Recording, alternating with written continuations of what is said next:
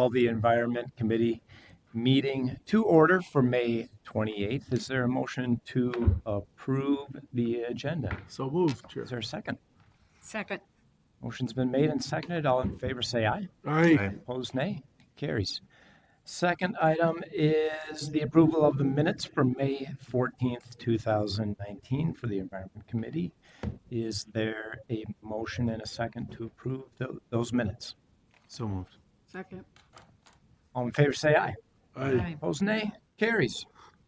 That takes us to the business of the day. First item on our business agenda is a large tunnel rehabilitation project. Mr. Gordon. You are not Mr. Gordon. I am not Mr. Gordon. I am Mr. Gordon's boss. Welcome. Mr. Chair and members of the committee, Adam must have been detained somewhere, so I'm going to go ahead and walk through this presentation. The business item before you is to authorize a contract with Lametti and Sons for their low responsive bid for the rehabilitation of 1MN 344, which is a tunnel in Minneapolis, and the rehabilitation of the emergency relief structure in that same location. So the project is located near Minnehaha Parkway and the Metro Blue Line in South Minneapolis. The project includes the rehabilitation of a shallow casting in place concrete pipe under Minnehaha Creek, as well as a drop structure between the creek and Trunk Highway 55. This tunnel is built approximately 65 feet below grade.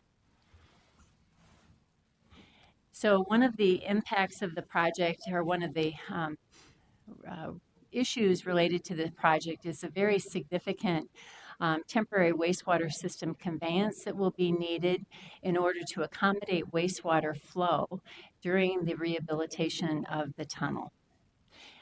And so what we have done is shown you some pictures of what these large 24-inch diameter pipes look like as we have placed them along roadways and trailways in this area in order to convey wastewater flow during the time of the rehabilitation. And so again, we recognize that there will be a number of bike lane and trail impacts as a result of this work, which will occur over a 2-year period. And so we have undertaken a very extensive communication effort in order to engage stakeholders, members of the public, the City of Minneapolis and Minnehaha Park Board, the Minneapolis Park Board, the Minnehaha Creek Watershed District, and you can see a number of stakeholder agencies, neighborhood associations, as well as the National Park Service. All were engaged prior to the development of the amendment to the facility plan for this project. We held a public information meeting on April 24th of 2018. We held a public hearing in May 22nd of 2018. And then we took this project to the City of Minneapolis Capital Projects Task Force in October of 2018, and then again in December of 2018. So you can see we did an extensive amount of outreach on this project in order to garner the amount of support that we needed to proceed with it. Because again, the real impacts related to the project are associated with the temporary conveyance system. So we received 4 bids for this project. The engineer's estimate was $27,500,000. We received 4 bids, which ranged from $18,506,300 to $29,139,525. And the lowest bid received was from Lametti and Sons, and our Office of Procurement and our Office of Equal Opportunity identified that they, in fact, met the good faith efforts and were the lowest and most responsible bidder.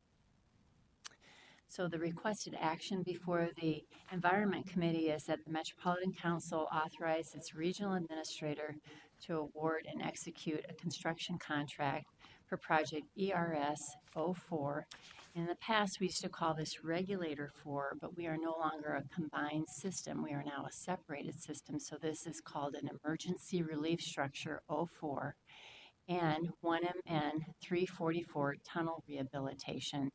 MCS project 807629, contract number 18P431 with Lametti and Sons for their low, responsive, and responsible bid in the amount of $18,506,300. And I think Adam is here, so if he wants to join me, if you have questions, he can have a seat and help me out with the answers. Thank you. Questions for Ms. Clancy or Mr. Gordon, please. Mr. Chair, Mr. Gordon, that's quite a difference in bids, like Yes, 50%. Any rationale for that, or? we are looking into the differences in the bids, Yeah. but again, similar to previous bid item or business item, I think I presented earlier on L55, Mhm. deep construction, a lot of flows are coming. This covers all of South Minneapolis, parts of St. Louis Park. Ridgefield flows are being combined at this location. Very significant work. And with that, your experience, the amount of the pool you have to draw on for people who have that experience is diminished. Yeah. And depending on their workload or what Yeah. they're looking for, can really drastically change the value on the bid. Okay. Mr. Chair. Please. And if I could add, this project also includes cleaning of 1MN 310, which is another facility that we have in the area, and we anticipate that that work may not be subcontracted out. So Lametti may be doing some of this work that some of the other bidders, they may be doing it themselves, that some of the other bidders may have anticipated that they may have subbed out. So I think that garners into some of that, as well as what work that they might be subbing out. And as Adam mentioned, their workload as well. Thank you. Council member. Mr. Chair, I have a question. So does that mean Lamendi and Sons are going to self-perform all the work? Madam Chair, members of the, or Mr. Chair, members of the council, no, they will be subcontracting out some of the work. Mr. Chair, the words met the good faith effort were used. Could you explain what that means, please? Yep. Mr. Chair, so our good faith effort was approximately, well, would have been 5% WBE and 5% DBE or MBE for the disadvantaged businesses. And I believe Lametti and Sons came in a little over 6 for the women's, the WBE portion of that, and a little under for the minority portion of that. Don't have the exact numbers, but they actually exceeded.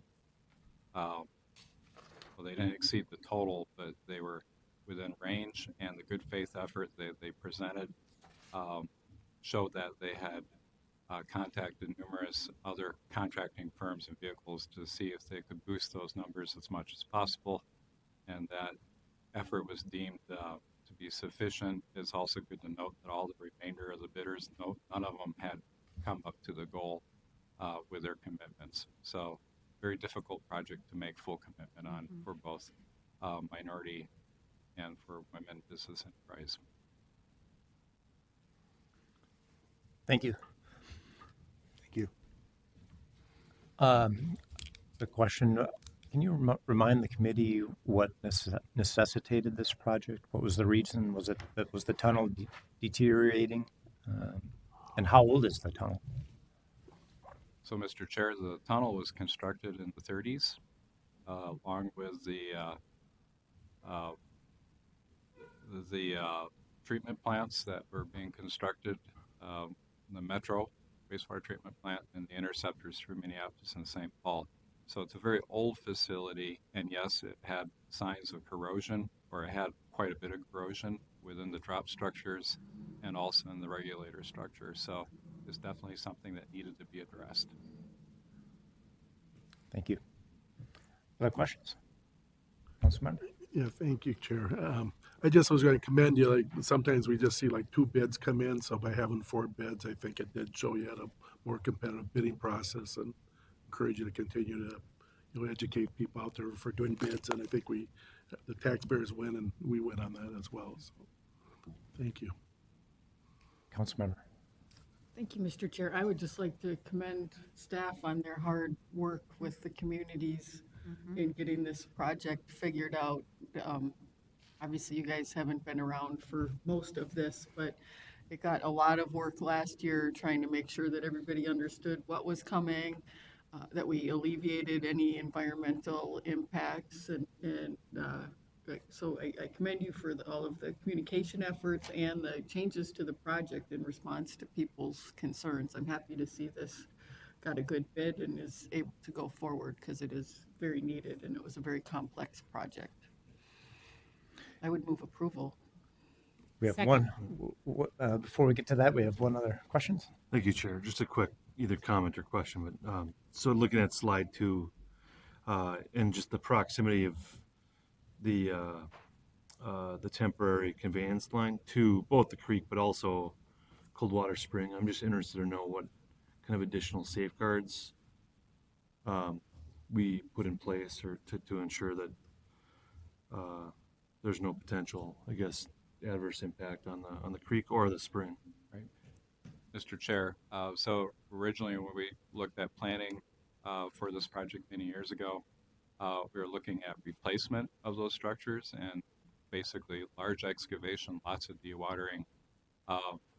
And with the concerns over Coldwater Spring, we backed off a lot of those and looked at ways we could enter the structures and basically rehab from within, other than a few minor air shafts that are being placed to facilitate safe working conditions.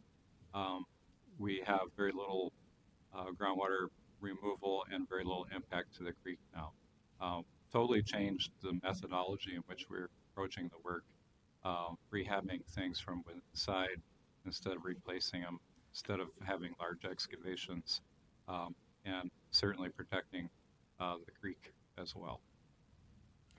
Thank you. I heard a motion by Councilmember Wolf and a second from Councilmember Vento. All in favor, say aye. Aye. Opposed, nay. Carries. Thank you. Thank you very much. Again, very thorough and well done. And that takes us to the information portion of our agenda, where we're going to be hearing about the capital program for 2019 through 2024. Welcome to the committee. Again. Mr. Chair and members of the committee, I'd like to introduce Renee Heflin, who is our manager of plant engineering, and Adam Gordon, our manager of Interceptor engineering. And we're going to present to you a kind of a high-level overview of our capital program, the principles behind our capital program, and of our operating principles. And then Renee and Adam will provide you with a bit of a snapshot of some of the projects that you'll be seeing before the committee this year. So you've seen this slide many times, but what we really want to focus on is that we have 8 wastewater treatment plants, over 610 miles of interceptors, our large diameter pipes that convey wastewater from the community systems to our treatment plants. And we treat 250 million gallons on average of wastewater a day. Those assets are valued at $7 billion. And so in order to keep those assets in good working condition, we have to have an ongoing capital improvement program to address all of the issues that arise when you have a system this large. So our project timing over the last several years, if you look at the green from 2015 to 2018, on average, we spent about $125 million over those 4 years. You see a decline in the spending that was attributed to a number of things. First of all, in 2015, we had a very high expenditure for our Interceptor program. We did a significant amount of Interceptor rehabilitation, pipelining in that area to address condition 5 pipe, as Adam had talked about earlier, that was in critical condition. The other thing that caused a bit of a decline was adjustments due to budget constraints. We also had a number of highly seasoned staff that retired over the course of those years, so adjusting our workload to address staff vacancies. And then finally, we developed some very large facility plans in 2017 and 2018 that we're required to do in order to get PFA funding for our project. So those four things kind of saw a diminishing in 2018, and then now you'll see us start moving back up toward the $150 million a year. So if you look from 2020 to 2025, our average is about $165 million a year. That reflects some very significant plant projects, projects that we have in our plant system, as well as we've added our industrial pretreatment incentive program that is also financed through the capital program.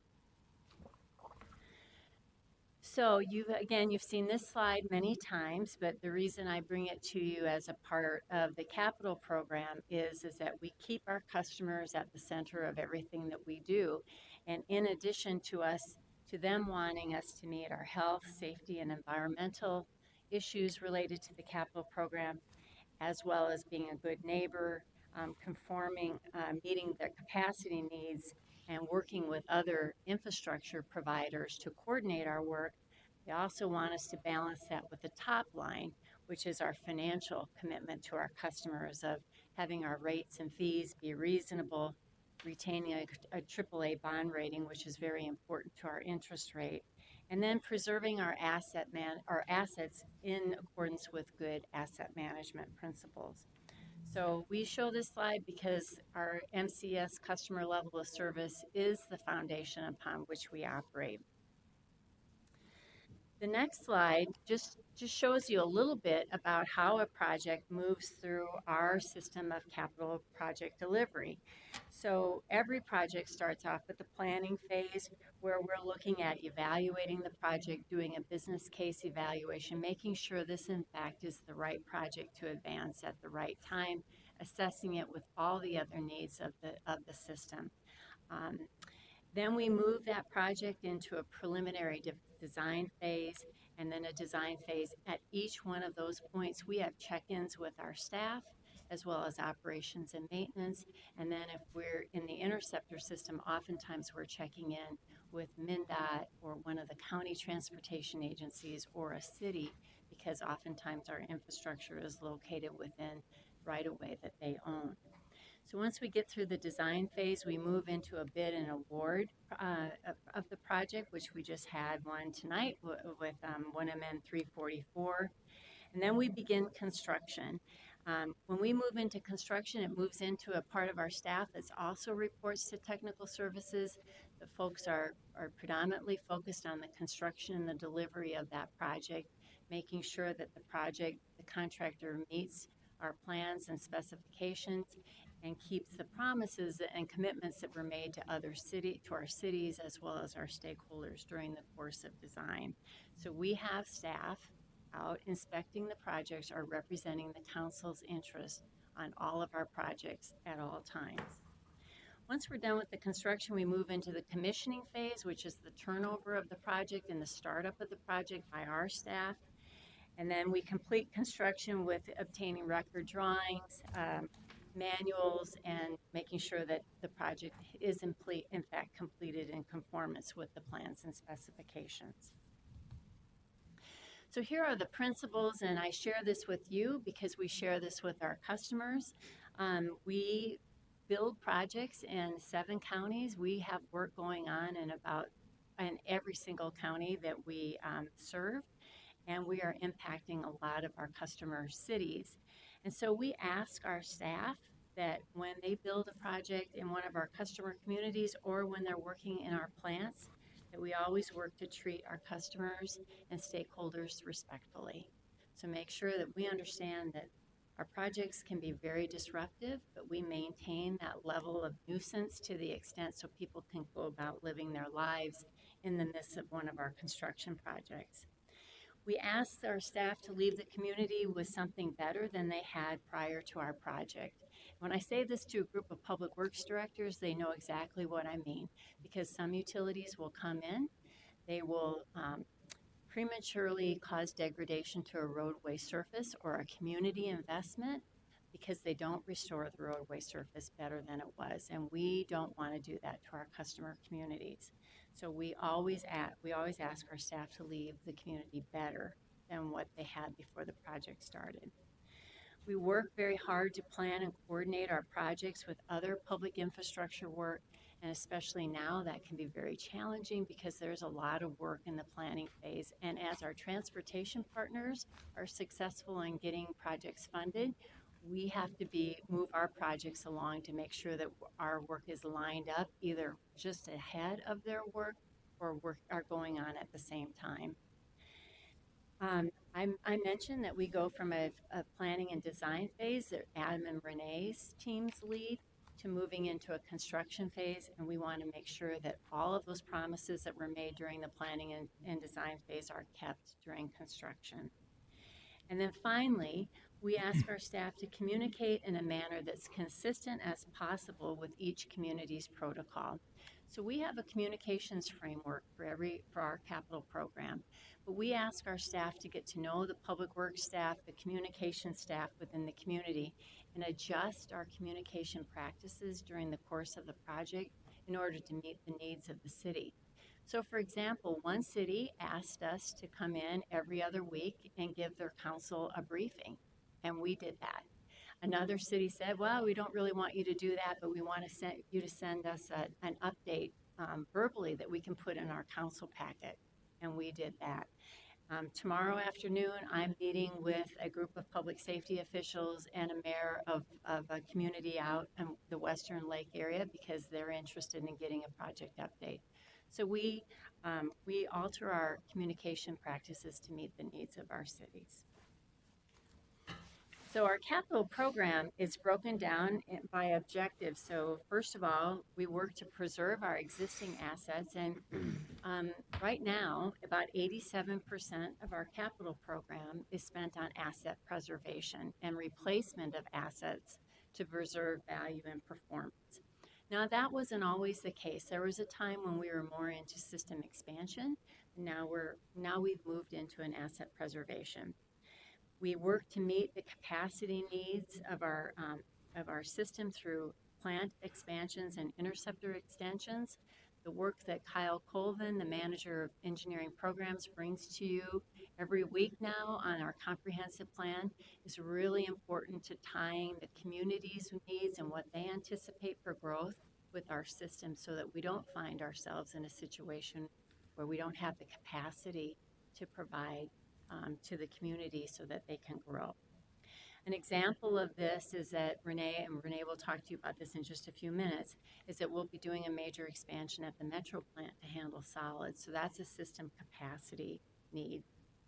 And then finally, about 7% is to improve quality of service by responding to more stringent regulations. You probably know this, but the wastewater treatment business is highly regulated by the MPCA and the EPA, and so we're always upgrading our systems to respond to those regulations. We're working to reuse our wastewater. In this case, we are looking at wastewater reuse at our Metro plant in order to minimize the impact to the aquifer, using reclaimed water as opposed to groundwater. We're always working to increase system reliability and conserving energy and generating energy where we can. So here's our drivers for our capital program. Our business process improvements, oftentimes to increase staff efficiency. An example of this, I think when you first got on the council, you approved a Wi-Fi project to improve the technology. And then Renee's going to talk to you about a services building that we have planned at the Metro plant, which will consolidate our staff and put them in one location so that they can work better together and we can eliminate some rental facilities that we have. Infrastructure coordination, I think you can see that all over the metro area. We've got work up on 35W where they're doing the MinPass lane. We've got work going on there as well. Minneapolis last year talked to us about work going on 4th Street that they're planning to do. So we got in ahead of them, and we're doing some work on a tunnel that was built in the 1930s as well to make sure that that system is in good shape. Environmental sustainability, we're always working toward improving energy conservation and wastewater reuse and resource recovery. Again, an example we'll talk to you about in just a few minutes about some work that we have going out on Blue Lake and at the Empire facility. And then finally, customer service, service extensions to meet our customer needs. Metering, our meters, we have over 200 wastewater meters, and you'll have a presentation about that in July.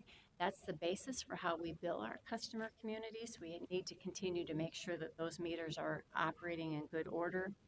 And then finally, odor control facilities. We have over 89 odor control facilities in our wastewater collection system, and then all of our plants have odor control facilities. Performance assessment to look at safety, reliability, and capacity, and then condition assessment. We do an ongoing condition assessment of all of our pumps, lift stations, pipes, so that we can look and manage our system investments to the extent possible. So here's how we pay for it. We get, on an annual basis, about a $45 million loan from the Public Facilities Authority, which is a multi-agency group that works to provide low-interest loans to municipalities and then oftentimes to districts like water districts or wastewater districts. And that is important to us because that loan comes at a 1.5% interest rate discount. We also fund through the general obligation bonds, and as you know, we have a AAA bond rating, so we've benefited from lower interest rates as a result of that. And then we have the pay-as-you-go, which is money that comes out of our operating fund that pays for capital expenses with our current revenue. And in 2019, we plan to invest about $9 million of our operating budget into the capital program. So we have, in 2019, we have 43 projects under construction or the commissioning phase. And again, they're located all over the metro area, and they range in value from $500,000 to $25 million. So now I'd like to give this to Renee, and she's going to talk about the projects that you'll see coming up in the next year or so.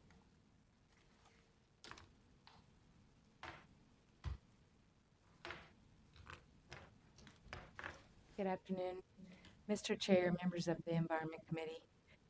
The 6-year capital improvement program for the wastewater treatment plants includes the continuation of asset renewal at the Metro plant, planning for the new Crow River plant, and solids improvements for Empire and Blue Lake wastewater treatment plants. I'm going to present some of the individual projects that will be presented to the council this year.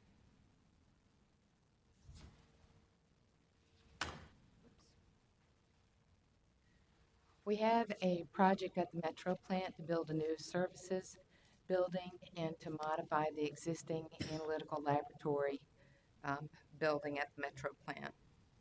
This project allows us to discontinue use of rental space at Metro 94 and to discontinue use of on-site temporary trailers. These temporary trailers are 40 years old or more. We still continue to call them temporary trailers. Staff in the R&D trailers will be relocated to the analytical laboratory building. Construction field staff and staff at Metro 94 will be relocated to the new services building.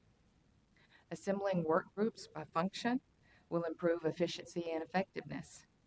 The design will also include conference space at the new services building to accommodate industrial and community customers. We plan, as shown here, we plan to initiate construction of this project in 2020 using design, build, delivery. This year, we will be before the council to approve the engineering contract for owner's agent services. The request for proposals will be issued in a week or two.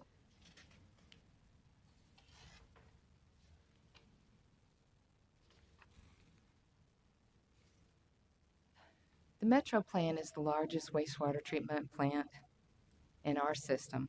It treats an average of 172 million gallons per day. That's 65% of our total system wastewater flow. It treats 240 dry tons per day of wastewater solids, which is 75% of the total system for wastewater solids. It treats its own, for solids, it treats its own service area, plus solids from Hastings, Eagles Point, St. Croix Valley, and East Bethel.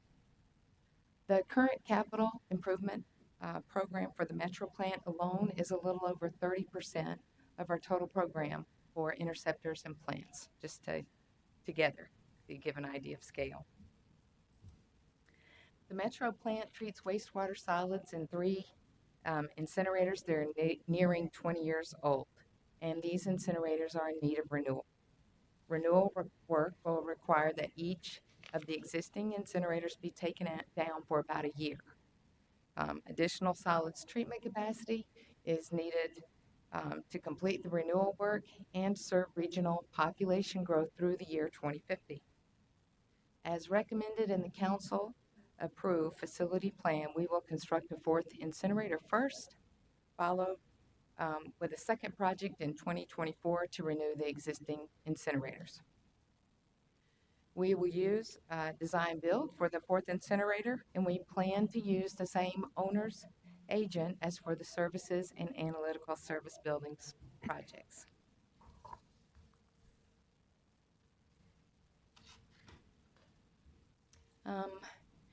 We are acquiring the Rogers Wastewater Treatment Facility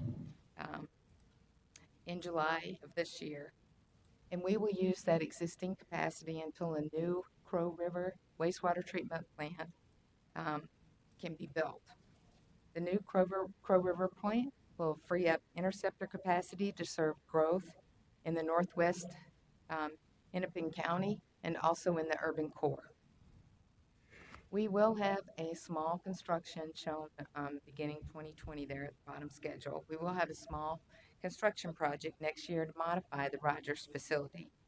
The project will provide for separate restroom facilities, office space, a permanent emergency power, emergency and backup mean 2 different things, backup power generator, and security and other miscellaneous modifications that we need for MCS operations. We will advertise the construction project later this year, and if the bids are over $2.5 million, we will be back before you for approval to award the construction contract. After the new Crow River wastewater treatment plant is brought online in 2030, we plan to decommission the Rogers facility and to turn that back over to the city of Rogers.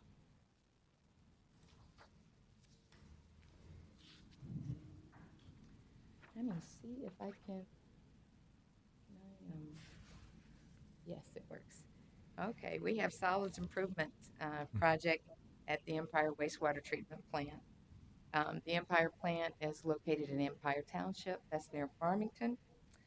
Empire has digesters circled here. Empire has digesters that treat the wastewater solids to a biosolids product, a biosolids product that is suitable for land application. The biosolids are stored on 2 asphalt pads until they can be applied to a farm field, either in spring before sowing or in the fall after harvest. There are 2 phases currently under design. Phase 1 is about to bid. Phase 1 will increase pad storage capacity by adding a cover to one of the pad and improving, making drainage improvements, pad drainage improvements. Estimated construction cost for Phase 1 is $9 million, and bid results will be presented to the council prior to award of the construction contract. Phase 2 includes digester modification and addition of a new combined heat power engine. This will convert digester gas to electricity. Construction of Phase 2 will begin after completion of Phase 1 in 2021. Susan, what do I do to erase? Clear drawing on the iPad?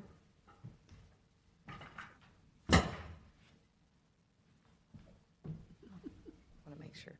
On the iPad, Renee? Oh.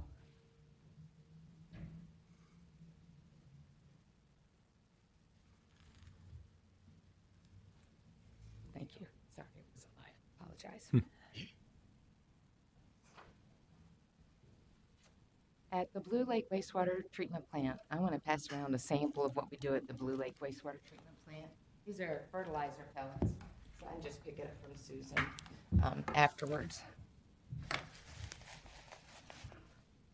At the Blue Lake Wastewater Treatment Plant located in Shakopee, the New England Fertilizer Company, is known as NEFCO, under contract with us, has produced fertilizer pellets from wastewater solids for almost 20 years, and they have successfully developed a market for these pellets. The NEFCO contract ends in December 2020, and MCS proposes to issue a request for proposals for a new contract, and we would like to expand contracted services at Blue Lake to solids management assistance at some of the other plants. For example, at the Empire plants, we would propose to add management services for site, land application, site management, including the field selection, public notifications, sampling, and staking. The land application program is challenging. Timing is everything because it requires large spikes of efforts in short windows of time. This program could use some specialized assistance. At the Metro plant, we need assistance in developing beneficial uses for incinerator ash. We are currently working with the University of Minnesota on a 3-year crop study that shows Metro plant ash acts like a phosphorus fertilizer in promoting plant growth. We need specialized services to develop and market this product, as well as other potential reuse alternatives.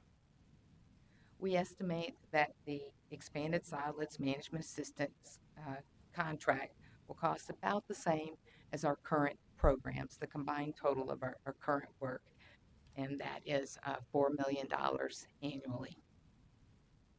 Just to clarify, that's a cost for us, correct? Yes, That's- Mr. Chair, that's a cost. That's what we write a check to the New England Fertilizer Company. Is that right for that amount, or is that it?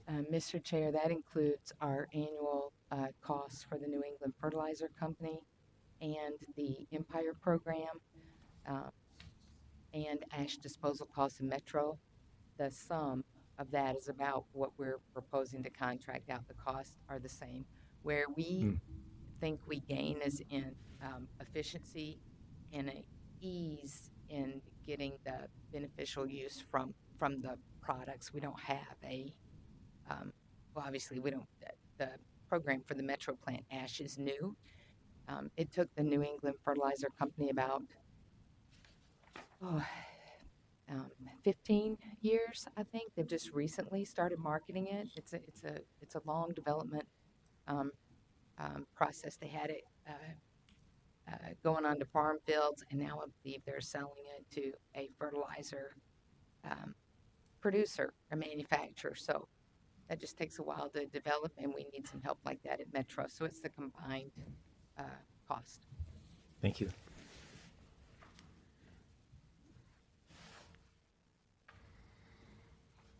This is my last slide on plant projects. Then I'll turn it over to Adam, who will present the major Interceptor projects. As part of the Industrial Waste Pretreatment Improvement Programs, boy, we know how to make the titles. It's I get tongue-tied, but this is short for what we call it is IPIP. We have entered into public-private partnerships with 2 industries. Those are Northern Star and Kemp's. Northern Star is a potato producer. That industry discharges to the Blue Lake Wastewater Treatment Plant, and Kemp's is a dairy processor that discharges to the Empire plant. Under this program, which was approved by the council January 14th, 2014? Thank you, Ned. 2014. MCS finances construction of pretreatment facilities on the industry's property using our AAA bond rating. The industry pays us back or pays the loan back over a 10-year period, less a credit of up to 30% prorated based on the performance of the pretreatment equipment. The industry not only benefits from a low interest rate loan and a reduction in their strength charge, the program enables them to implement reuse in their systems. They are actually implementing reuse, which gives them opportunity to expand without additional groundwater use. Northern Star, shown on the bottom and on the schedule, Northern Star is currently under construction, and Kemp's is in the commissioning phase. Both industries are installing reverse osmosis equipment, which reduces the organic loading at the respective wastewater treatment plants. This frees up our wastewater treatment capacity and allows us to defer expansion, allows us to defer new facilities at the wastewater treatment plant. It also reduces corrosion and other maintenance problems in our Interceptor system.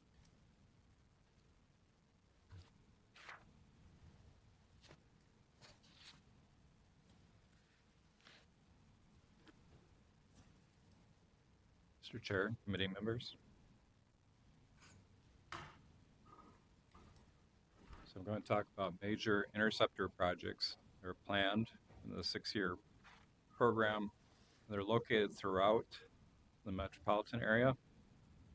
Most notable of these include projects programmed in the following areas. We have about $140 million in improvements in Minneapolis, $65 million in improvements in Blue Lake, and $83 million in improvements in Brooklyn Park. And the list goes on. There's many projects all over the communities. Drivers for these projects include asset renewal, and sometimes meeting capacity needs, but most of the time asset renewal is the majority of the projects, the driver. In this picture, we see 2 construction examples that are typified by our MCS projects because they're either near arterials or in neighborhood areas. And so it's very important in these projects, as Janina mentioned earlier, leaving things in conditions that are better than when we first came there as part of our customer level service, and having a good rapport with communities and cities and delivering these projects. In this picture, you also see an example of temporary conveyance. I'm not going to doodle on sketch here because I don't want to get stuck. But you can see the 2 black pipes in the right slide, or right picture of the slide there. And like other technical organizations, we use a lot of technical terms and jargon. This afternoon, we're going to see lots of examples of projects that have temporary conveyance, meters, lift stations, force mains, gravity sewers, and cured-in-place pipelining. And I'll explain a lot of those as we go through them.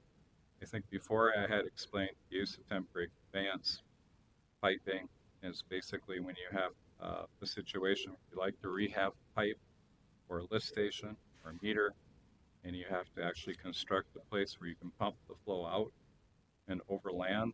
In this case, in 2 black HDPE pipes that you see, plastic pipes that you see running along the roadway there, and move the flow towards the place downstream so that you can dry up the project area literally and work within the facility and do rehabilitation. One of our projects in Brooklyn Park, the Champlain Interceptor Renewal, is located along West River Road in Brooklyn Park, approximately between the 7700 and 8700 blocks. We plan on advertising this project in the summer, and the value is approximately $18 million. Included in this project is a lot of temporary conveyance, which I just explained what it is. We have about 4,000 feet of cured in place pipe. Cured in place pipe is very interesting. You can see on the very top picture, they're actually circulating hot water through what is a fiberglass sock, which is inserted into the pipe. So this ends up being a heat-cured fiberglass and resin pipe that is constructed within the existing sewer pipe. Also part of this is 4,000 feet of new 72-inch sewer pipe that will be laid in place. And relocating a small local lift station. So lift station, we've probably mentioned a few of those already. Those help move flow from downhill to uphill or through a force main to a different part of our system.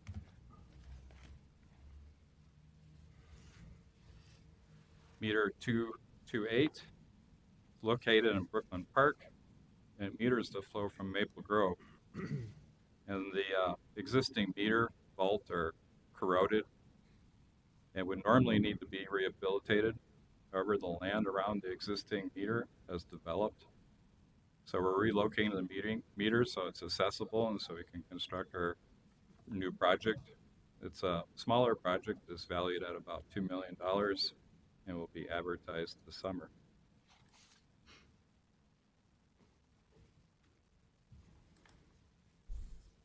You just heard about Interceptor 1MN344, and the tunnel emergency release structure ESR04 presented this evening. And the driver for this project is also asset preservation. I mentioned that this original structures and pipe was constructed in the 30s. And during this project, we spent a great deal of time planning and designing with the community and many government agencies to resolve issues and create an acceptable plan for construction, especially with the proximity to Coldwater Spring, as you can see here on the slide on the right, or on the left, excuse me. And this project too, one of our favorite things, temporary conveyance. You can see basically a Photoshop depiction of what that's probably going to look like on site.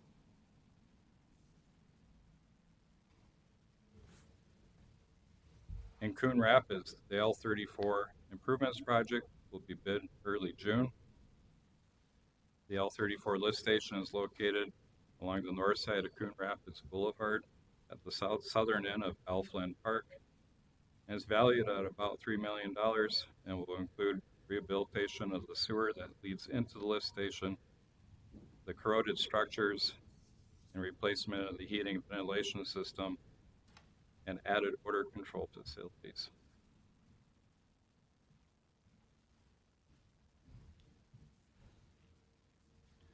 The Waconia Force Main 7508 and Phase 2 replacement project is located along Waconia Park and Highway 5 right-of-way. This project is valued at about $7 million.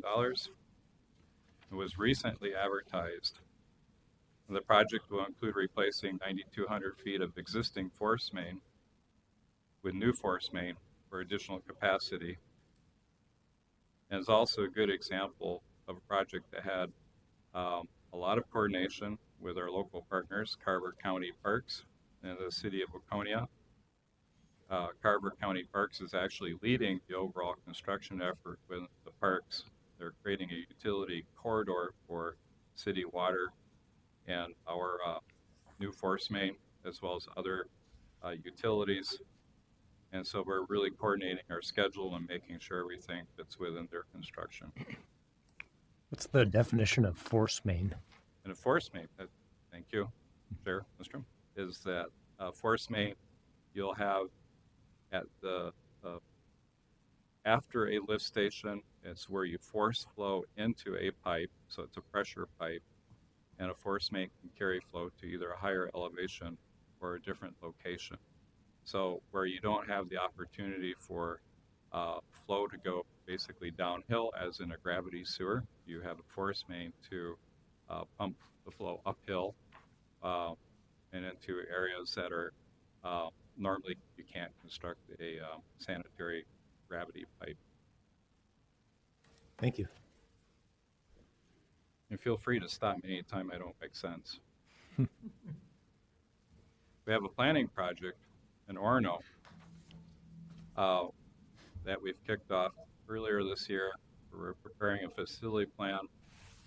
Part of that facility plan will include improvements at L46 and L49, and we'll also assess those two lift stations. And it's a good example of, we had a previous slide, a large Minneapolis project on the west side in Orono near Minnetonka Beach. We have very small lift stations where we're still looking at the condition and looking at investment into that infrastructure and asset renewal. And this is typical for a lot of our facilities across the metro area.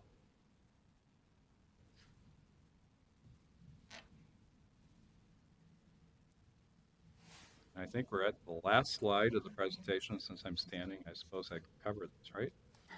Okay. And if you got any further questions, you can talk to Janine Clancy, and that's her contact there. Renee, of course, covered the part on plant engineering, and that's her contact information. And my information is there below for Interceptor engineering. And thank you very much. Thank you. I have one question regarding temporary conveyance. You're using pumps to pump the wastewater, I imagine, and those pumps must be pretty loud. Do you work with the neighbors? How do you deal with that? And how are those pumps powered? Do you just hook right into the grid? Do you have diesel generators? How does that work? And how do you work with the neighbors on that? Mr. Chair, that's problems we face every time we have a project like this. Yeah. And we've had diesel pumps that are allowed, but we only do that if we're not going to be impacting anybody with noise. And we've had electric pumps that are hooked to overhead power, so they're very quiet, that we use in areas that are residential or urban areas. Or we have hospital quiet generators, which we use quite often, where we don't have the power source. But those are the concerns we have all the time. And usually the first concerns people have, we tell them that we're going to have huge pumping facilities right outside their doorway. They want that right away. Thank you. Councilmember. I'm going to participate in the Metro Plant tour. I'm also wondering if at some point with one of these projects, if it would be feasible to have some sort of a mini tour to see one of these projects up close. I was impressed, Janine, with what you said about the effort that goes into coordinating this with transportation projects. And I can imagine that it's just a lot of logistics. So I don't want to add to that, but I think it would be interesting to kind of do a little field trip to see that. Mr. Chair, may I? Of course. We'd be happy to take the group out and to a tour. I know that we need to work on meeting notice requirements, but we're very proud of our work, and we'd love to take you out on a tour. Thank you. Councilmember. Thanks, Chair. I had a few questions. One is on slide 8, just as it relates to the resources that are dedicated to preservation versus improvement and expansion. And I know that you said historically there's been more expansion than this slide reflects, but does that vary year to year? And I guess I'm curious to know if, I'm assuming it's based on need, but are there situations where you have preservation needs so great that you're actually not in a position to expand at all? Or Mr. Chair, Council Member, we have been able to balance our needs, and that really is reflective of very long-term system planning. Now, when Renee advances the SMB, or the Solids Management Project, that will be $50 million just to build the fourth over a 3-year period, and then renewal of incinerators 1, 2, and 3. So that will cause us to shift, because that's considered the construction of the fourth incinerator is considered a capacity, more on the capacity side. So you'll see then a shift. But what we've done is that we've always looked out long term so that we can balance our budget and meet our existing needs as well as planning for the future. So you will see that number adjust. Please. And there's a follow-up related to what's the internal process for prioritizing what projects? Does this go in front of a technical? Is this just Met Council staff? Does it go in front of a technical group of folks, or what's your process? Mr. Chair. Please. So our process currently is that we have been working with predominantly business unit managers to identify our capital needs and then long-range planning studies. We're shifting toward a more facility team approach. So we have launched facility teams at every one of our facilities that consists of operations, maintenance, support services staff, and technical services staff. We feel that working together, we're better able to identify those capital projects that are needed in the specific area, whether it be interceptors or plants. Then we have to balance that with all the work that comes in that we identify as part of our capital project planning, part of our comprehensive planning process, and looking at system capacity needs. We're always evaluating our system in terms of flow. And then finally, the other thing, as I mentioned earlier, is the transportation drivers that we have, where we have a transportation agency that's advancing a project that it may mean that we may need to adjust our capital program because we don't want to find ourselves going in and reconstructing our system after the road project has been completed. So it is a very much of an iterative process that is built within the environmental services, and then it's brought forward to the council as part of your annual budgeting process. And I would just one last thing is that we do always share information about our capital program at our budget workshops every year. Great. I suspect there's a lot of communication between Met Council and Hennepin County and all the different counties and cities, and sometimes we move up our projects based on a county project, for example, and other times we really need to redo a tunnel, so it's a good time for them to redo that roadway. Maybe bounce their project up a year or two. Absolutely, and a good example is County Road 44, Mr. Chair, out in the Mount Minnetrista area. We knew we needed to advance that force main work. It was a few years in advance of what Hennepin County's schedule it was, but they came to the table with funding so that we could reconstruct the road all at once. And then, as you pointed out, in Minneapolis, we advanced that project back in 2015. The city of Richfield and the Hennepin County came to us and said, we're going to reconstruct 66th Street. It's not going to look the way it does now. Our pipe was running right down the middle of that. That pipe was a Condition 4 pipe, so it wasn't on our list of critical infrastructure that we wanted to do right away, but we knew we wanted to take care of it in the next 10 years. Well, in 10 years, that roadway would have been completely reconstructed, and that would have been a big disappointment for the community to go in and do the work after that had been done. So we do make those kinds of adjustments. Did you have a follow-up? Thank you, Chair. A separate question, mainly just because I was curious, but on the Waconia project, so I went out on one of the county tours, and if I recall, so that line is underneath the former Highway 5, right? And then they relocated the Highway 5 out, but it appears that this infrastructure is under the former Highway 5? Correct. Or is that? And I'm just curious how that works, right? Like, I'm interested to know why this infrastructure would still continue to go under that former route versus under the new Highway 5. Mr. Chair, so this is really the participation with the county, Carver County and city, and how they want to reconstruct the park, and our facilities need to be replaced anyways. So they're uh, developing a different route for all the utilities through the park to not impact the park uses. Okay.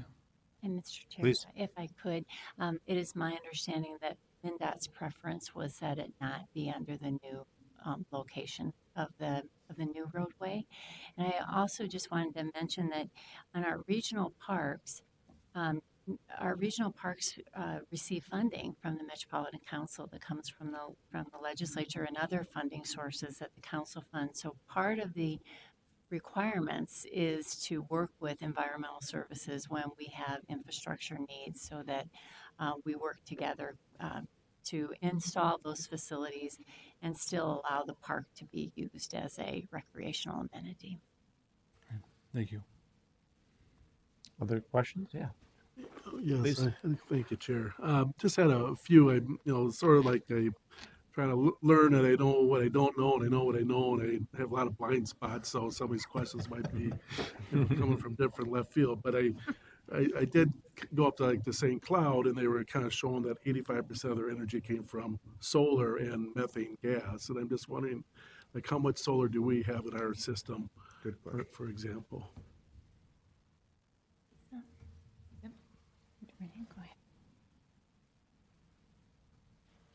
Go ahead.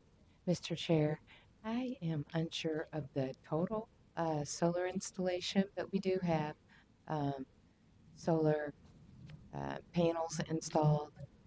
I will try to remember if we have them both behind the meter and also what they call a solar community guard that puts power on the grid, but then we get a credit we can subscribe through an Excel program uh, for that. So let me just try. At Seneca, we have one for the regional maintenance facility, and it's on the order of like a 1 megawatt, something like that. And we also have one installed on the ash landfill that's by the MBTA that we've closed, an ash landfill, and we put solar on top of that. We took a look and we selected areas of land that would not be used for wastewater treatment plant facilities. At Empire, that one is closer, that one's over 4 megawatts, I'm sure, and it's all community solar. And then if I mentioned Blue Lake, we have one behind the meter and also a community solar garden. So we have, I don't know if I'm forgetting one. Do I know? I think that we probably have close to 10 megawatts or more installed solar. Probably, yeah, somewhere. So would you know how much percentage of our power, like 2.7 million Could we- people, like, but is a percentage of 10% of our power? Is that 2%? Half of 1%? Mr. Chair, could we look into that? And I will get back on the Yeah, that's fraction of our plant power that we utilize. a great question. I'm sure a lot of us would be interested in that. Yeah, And please. Mr. Chair, if I could, I think what we'd like to do is provide you a picture, our energy picture, because there's solar, but there's energy recovery at a couple of our plants due to our processing, our wastewater solids processing. So I think that would be an interesting information to share with you. Okay, and they just recently occurred that, there's a delegation going to Sweden, I think next week, and they're looking at gasification process. I don't know if we have Med Council reps go to that, or they'll report back to us what they found out. Is that? I didn't get invited to go to Sweden. Okay. All right. Well, stay tuned. But my calendar could be I opened didn't up. either. All right, but we're constantly looking at best practice, new methods, and that type of thing, and new vendors that help us with process. And then just one more follow up. But so on Friday was I'm on the representative of the Clean Water Council, so I'm also on policy. So they had some scientists that came in with the microplastics and the microbeads in plastic, and that's kind of a big thing where there's not lint traps on the wash machines, which are bigger. We have them in our dryers, but a lot of times that's coming through, and I'm just wondering, are we conscious of that? Have we've done anything to clean our waters out with that, and what we do with the water, afterwards, and that I know we're burning some of it there, but I don't know if you've kind of aware of that process or problem or. Could I get clarification on the question? Yeah, Mr. yeah. Chair? So the Just question would be, are we aware of microplastics in the water, and do we have any process for trying to mitigate the issues? They're coming from clothing, and it used to come from like detergents and things like that, but most of those are banned.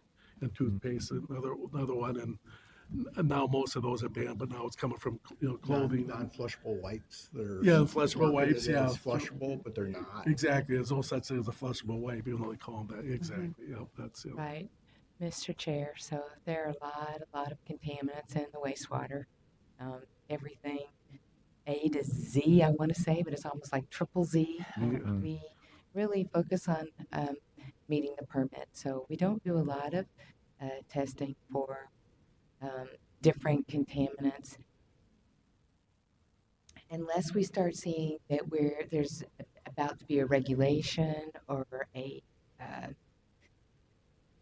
requirement for treatment or a best management practice. We really focus on responding, and the PCA and the EPA, their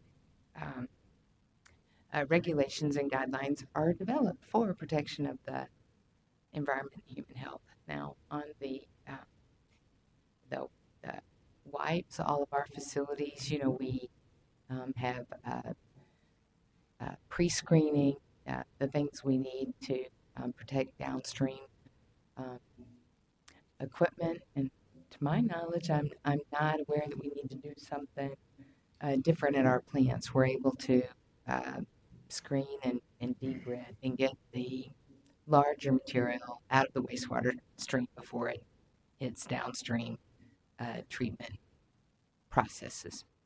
Okay, thank you. How about on the microplastics specifically? Because I've heard that a couple years ago that was an issue. I haven't heard much recently, but I imagine there has been legislation around that issue. And does that continue to be an issue, or is it being addressed, or kind of where are we at on that? I'm not sure. Mr. Chair, I think maybe if we could get back to you on the Yeah. microplastics, I think as Renee mentioned, we really work toward meeting permit requirements, but I know that you bring up a good topic, and perhaps we could come back with some additional course. information. Mr. Chair, if I could add. Yeah, please. Perhaps I can add just a little bit. We have often partnered with the U when they're doing some research to figure out whether these issues that rise up, whether they're on a large scale and what really plays out. So, for example, a few years ago it was the soft soap and what would happen to that when it would hit the river and the sunlight would hit it.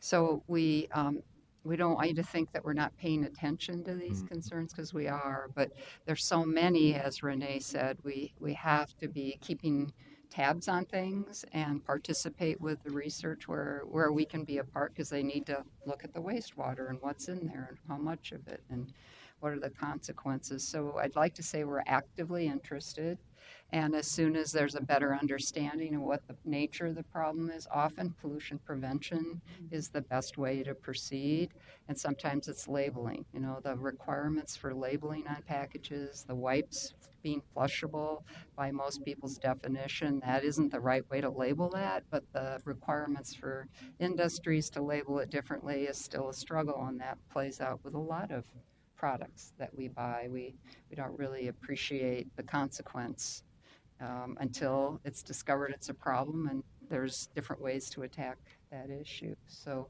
we want to be active in the community in terms of making sure we do the right thing for our environment while we protect the public health. When you say partnering with the U of M, is that MINTAP? Minnesota Technical Assistance Program? No, we Others? do work with MinTap, but they usually reach out to us and they have an interest in a project, and so they'll give us a proposal and say, we would like, wastewater samples of this kind and this magnitude, or we want to come to your plant to gather information, and then we vet it and I don't think we've turned any down that I can think of in recent years because they've been well-founded. And, back in the early days, it would be like, oh, what are you going to make us do by looking at this? And we're long since beyond that. It's like, well, help us figure out what's going on so we can be strategically planning for the best way to deal with it. Plus, those folks are going to be your employees in like 2 or 3 years, right? So, We like that too. yeah, that's a good thing.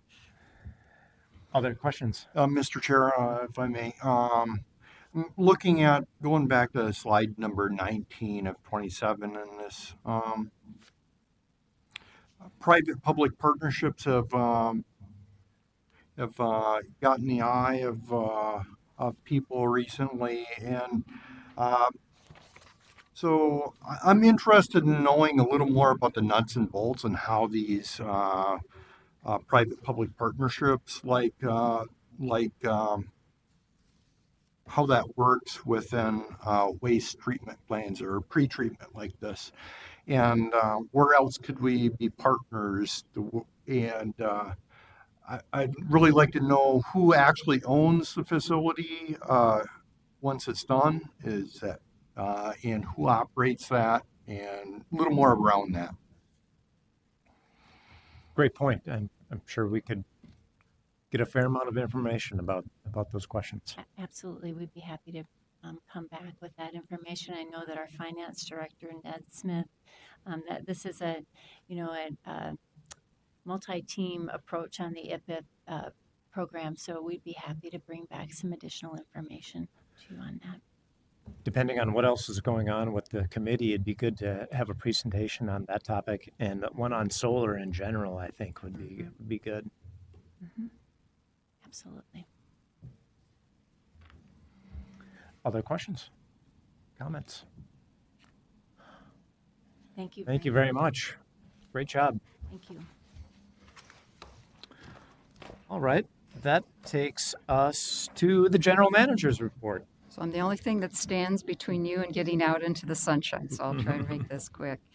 That discussion actually was kind of a good segue to one of the things I wanted to touch base on, and that the fact that our flows, despite our population growth, haven't been going up along with the population, and there's a lot of factors for that. But some of it is strategy decisions that we've made as an organization like IPIP that says we're going to do some other things rather than just keep building the capacity with the way things have gone normally or traditionally, maybe is the way to put it.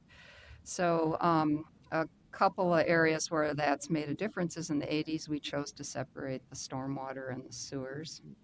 And this last year, we ended our 2 combined sewer permits. And we're being told we're like the only ones that we can figure out in the country that did that. Well, how significant was that decision? Pretty significant. I learn as I go and visit places, and I should add on our I&I program, which is really important too. We're keeping those flows that don't need to be treated out of our system so we don't have to keep building bigger and bigger facilities. Well, the reason I wasn't here a couple of weeks ago is I'd been invited to Detroit because they're starting a Great Lakes Water Authority. You've probably heard of the woes of Detroit. They're going to have a regional water and wastewater providing, and they invited about a handful of utilities to come and talk about their leading practices because they're trying to learn how to set this up. The judge in this bankruptcy has been kind of writing the decisions on things, and now he's turning it over to this fledgling organization. So I got their published report. And it's fun to see how, compare and contrast. So they are serving a 988 square mile service area. We have 3,000. They have 1 plant, and we have multiples. But that plant is the largest single-site wastewater treatment facility in the United States. And I bet you couldn't guess what the capacity is, treatment capacity of that 1 plant. My jaw dropped, so I'll just leave it at that. Treatment capacity of that 1 plant is 1,700 million gallons per day. Oh my God. They have to treat their stormwater. and they have I&I. Oh my And gosh. so if you think about this infrastructure that we can rehabilitate because we're not building bigger, bigger, bigger. And even with all that capacity, they've had 8 combined sewer overflows in a year. And we, 0 for years. So it just points out that as hard as it was to make that decision to say, oh, we're going to build more pipes, and it's a big expense, that it plays out to have been a really good strategy. And it puts us in a much better position today. And so it's fun to see and compare and contrast. So I learned some things, and they learned some things from me. A couple other items I wanted to mention is we have an open house, our second of 2 for presenting our budgets to our communities. We strive to make those really transparent and useful, not just a talk at. So I think you'll find them very interesting if you can get to one. We had our first one last week. And then next week, on Thursday, June 6th, from 1:30 to 3, it's right over here at the League of Minnesota Cities building. And I wasn't at the first one. I'm going to be at the next one. But the chair was there, I understand, and I think Councilmember Wolf was there. And Councilmember Barber. So we're really excited to have you guys show up and see what we're showing to the communities and how that relationship has been evolving. We're trying to be really good with our customer service. So I encourage you all to attend. And then lastly, all this good rainfall that we've been having just doesn't want to shut off. So the river's coming up again. We will not be having to be at the flood capacity where we won't be able to use our road, but it does mean we're going to have to keep operating our effluent pumps at the Metro plant as well as the Blue Lake plant. And just to put that in perspective, we've already done 2 months of that, and so for our electricians, it means we have to cover around the clock, and we normally just have a Monday through Friday, 8-hour day. So it really is a big commitment on their part to be working around the clock for us. It's really important, and we really appreciate it. And then we have these huge pumps that we have to operate. When you go to the Metro plant, make sure you get to see the pumps because they're huge. And the difference in operating those pumps is about $3,000 to $4,000 a day. So we are running up a little bit more of a cost this year because of the floods. But it's going to dry out eventually, right? That's the end of my report. Just a quick follow-up question on that. I was wondering about whether or not the temporary road that had been built had been removed and if that needed to be rebuilt. And so we don't at this point. It doesn't look like we'll need. Okay, so it has been removed. The temporary road has been removed. So we're crossing our fingers that we don't need to rebuild. Correct. Okay. I just think that's maybe worth looking at in the future in terms of the season, right? And I don't know what all costs are involved in terms of keeping the road there, the temporary road there, until we know for sure that the river wouldn't come back again. But that's something worth looking at in the future, in my opinion. Thank you. Good point. Other questions or comments? We are adjourned. One more. Do we have to make a motion to adjourn or no? You just adjourn. We're good to go. Chair's got the authority. Good stuff. We are